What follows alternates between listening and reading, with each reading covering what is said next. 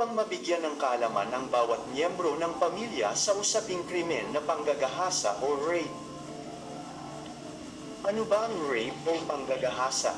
Ang panggagahasa o rape, ayon sa batas ay itinuturing na isang kriminal na pagkakasala.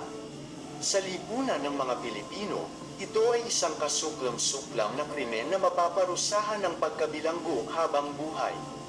Ito ay tumutukoy sa pagsasamantala ng sexual na ginamitan ng puwersa, pananakot, panlilinlang at kung ang isang tao ay menor de edad o wala sa tamang pag-iisip.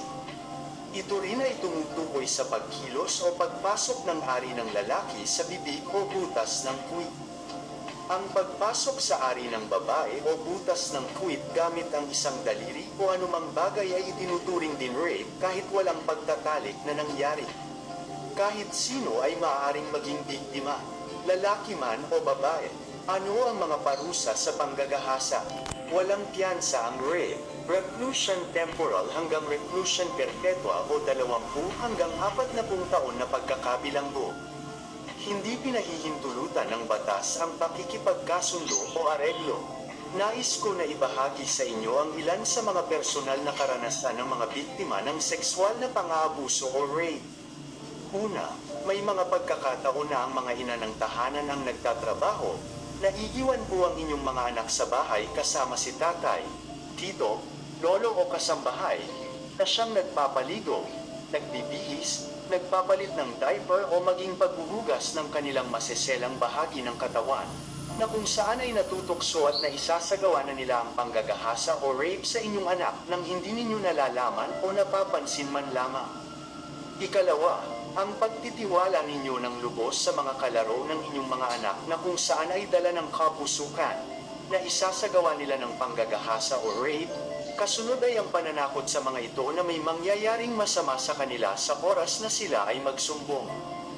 May mga pagkakataon din na nabibigyan sila ng pera o anumang magandang bagay dahilan para sila ay hindi kaagad makapagsumbong at maipagpatuloy pa ang ginagawang pang-aabuso, panggagahasa o rape sa inyong anak.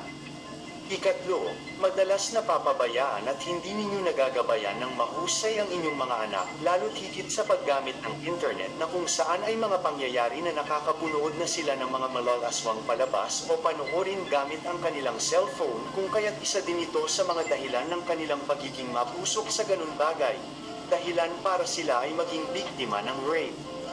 Kaugnay pa din ng paggamit ng internet, may mga nakikilala na palang iba ang ating mga anak sa social media, hanggang sa pagkakatiwalaan nila ang mga ito na nagiging dahilan para gawin nila ang mga bagay na hindi kanais-nais kagaya ng pagpapadala ng litrato ng kanilang masiselang bahagi ng katawan.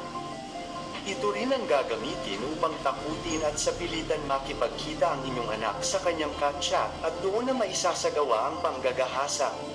At ikaapat, sa may mga anak na teenager o kabataan, hindi ninyo nabibigyang pansin ang kanilang pag-alis o maging ang pag-uwi ng kalaliman ng gabi na kung saan ay sila ay nakikipag-inuman sa kanilang mga kabarkada o kakilala ng kanilang mga kaibigan. Kapag sila ay lasing na at wala ng lakas ang katawan para makapanlaban ay doon na isasagawa ng kainuman ang panggagahasa sa inyong anak.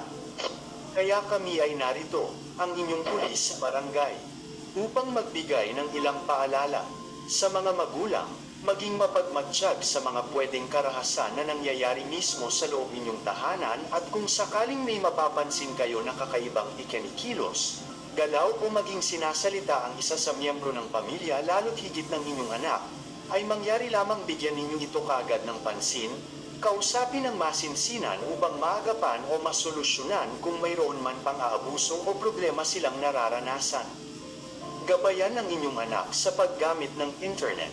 Suriin at kilalanin mabuti ang mga nakakasama, kabarkada o kaibigan ng inyong anak.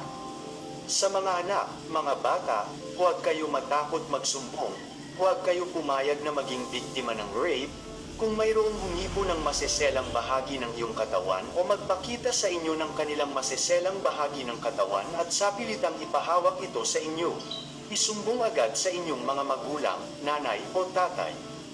Nakatatandang kapatid kay kuya o ate, kamag-anak kay lola, lolo, tiyo o tiya, Sa inyong pinagkakatiwalaan pwede sa ating WCPD ng barangay o sa inyong pulis sa barangay upang masamahan namin kayo sa ating himpilan ng pulisya. Sa mga kabataan, piliin ang inyong mga kaibigan. Huwag magtiwala kaagad lalo na sa mga nakilala lamang sa online o internet. Huwag magbigay ng litrato ng hubad na katawan.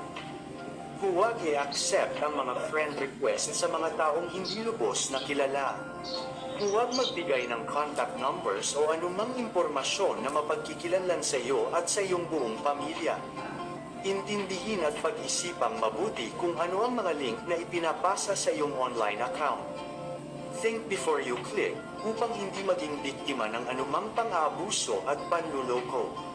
At kung sakali mayroon kayong kaalaman tungkol sa mga ganitong pangyayari ay kaagad kayong makipag-ugnayan o tumawag po sa amin. Bilang inyong pulis sa barangay, pwede ninyo akong tawagan sa cellphone number na makikita ninyo na nakapost sa harapan ng inyong barangay hall, paaralan, simbahan at iba pang establishmento na kung saan ay nakalagay din ang hotline numbers ng ating himpilan ng pulisya.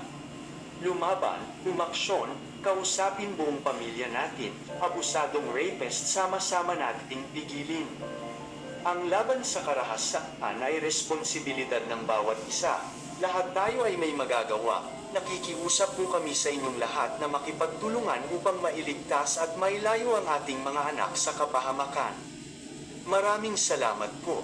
Muli, ako ang inyong pulis sa barangay. Maaari ninyo akong tawagan sa numerong ito.